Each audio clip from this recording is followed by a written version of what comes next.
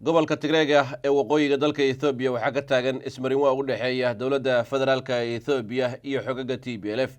Isbuucyada aynu soo dhaafnay diyaaradaha militariga Ethiopia ee duqeymo ka geystay dhowr goobood oo ka tirsan dawlad deegaanka Tigreega, halkaas oo la sheegay in lagu beegsaday ciidamo ay TPLF tababaraysay iyo sidoo kale gaadiid ay kusoo daabuleysay xadka u dhaxeeya dawlad deegaanka Tigreega iyo maamulka Amxaarada. Dawladda Ethiopia ayaa hakisay adeegyadii muhiimka ahaa ee deegaanka Tigreega sida isku socodka gaadiidka, diyaaradaha, adeega bangiga iyo sidoo kale xawaaladaha yaryar ee ka diiwaan gashan dawladda federaalka Ethiopia.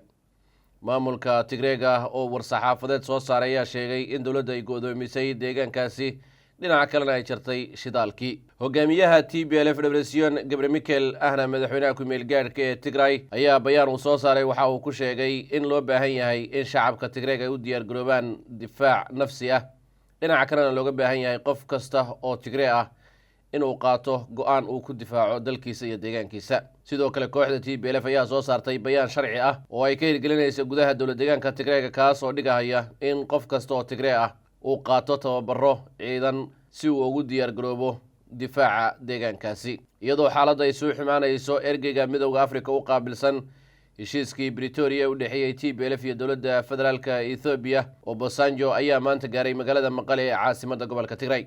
Ergeyga ayaa wada dadaalo lagu dejinayay xiisadda colaadeed ee mar kale cirka isku shareertay, taas oo u dhaxaysa maamulka Tigray iyo xukuumadda ra'iisul wasaare Abiy Ahmed. TPLF ayaa ku eedeynaysa dawladda Ethiopia in ay ku tumatay heshiiskii Pretoria, iyadoo ku doodaysa in go'doomin weli lagu hayo shacabka Tigreega, barakacayaashiina aan loo ogolaanin inay dib ugu noqdaan deegaankoodii.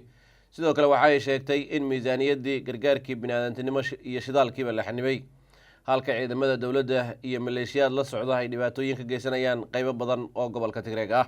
Dhankeeda dawladda Ethiopia ayaa ku eedeynaysa TPLF in ay si xoog ah ula wareegtay maamulka Tigray, isla markaana aysan fulin hubka dhigistii lagu heshiiyey. Dawladda ayaa sidoo kale ku doodaysa in TPLF ay xiriir la leedahay dalal cadow ku ah Ethiopia, isla markaana ay taageero siiso kooxaha hubeysan ee ka dagaalama gudaha dalka Ethiopia sida Jamhadda Amxaarada ee Fano iyo Jamhadda Oromada ee OLA. Safarka Obasanjo ayaa imaanayo xilli labada dhinac ee TPLF iyo dawladda dhexe ay kala fogaadeen kadib markii diyaaradahan duuliyaha lahayn ee militariga Ethiopia ay duqeymo ka geysteen qaybo badan oo ka mid ah dawlad deegaanka Tigreega. Dhowaan TPLF ayaa ka mid noqotay golo militari oo ay ku midaysan yihiin 7 urur, kuwaas oo ay ku jiraan ururada Fano, ONLF, OLA iyo kooxa ka socota deegaanka Amxaarada, Benishangul, Gamus iyo Gambeelaha.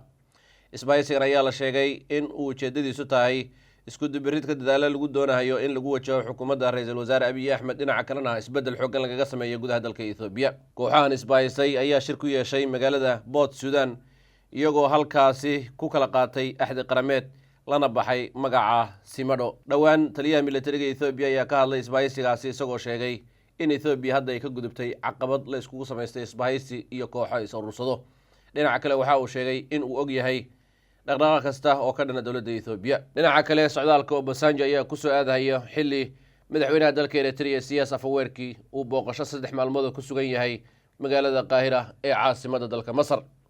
Eritrea iyo Masar ayay dawladda Ethiopia dhowr jeer hore ku eedeysay in ay garab taagan yihiin, dhinaca kalena ay siinayaan hub iyo sanaad militari kooxda TPLF ee ay dagaalka kula jirto.